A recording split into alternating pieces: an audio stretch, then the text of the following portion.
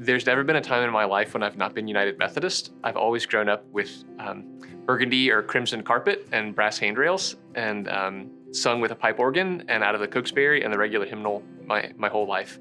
And it was in the United Methodist Church where I went to vacation Bible school, was in youth group, and it was on a mission trip, a summer youth group mission trip, where I started to hear a calling into ministry.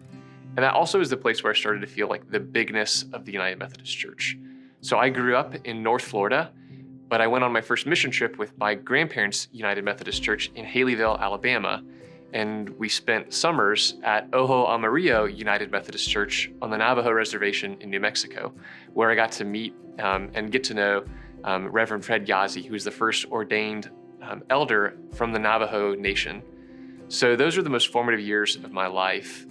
So the Methodist Church has been the place where I was born, that raised me, where I was formed in the faith, and now where I'm living out a calling to ordain ministry. And part of what I found, even in going into seminary, was discovering that God is continuing to call me, and the Methodist Church is helping me hear that this is a place where there's openness to conversation, and continually moving on in calling, and an openness to hearing God move in surprising ways and places. I grew up in the Methodist Church, but I grew up in like a sea of Baptist land. So people would say like Methabaptist, so kind of Methodist.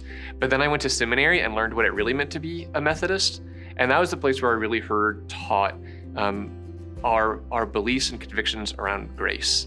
And the way we talk about grace is something that I love so much about the Methodist Church. And one teaching of ours in the Methodist Church that I love the most is the way John Wesley used to talk about entire sanctification, or being made perfect in love, which is not one that I ever heard anybody preach about as a kid or in college or at any time, but that the picture that he gave of a heart that's filled with nothing but the love of God alone is the most beautiful and compelling picture to me of like a life of faith and a vision for the world. And so that's one thing that kind of keeps me going and that I love.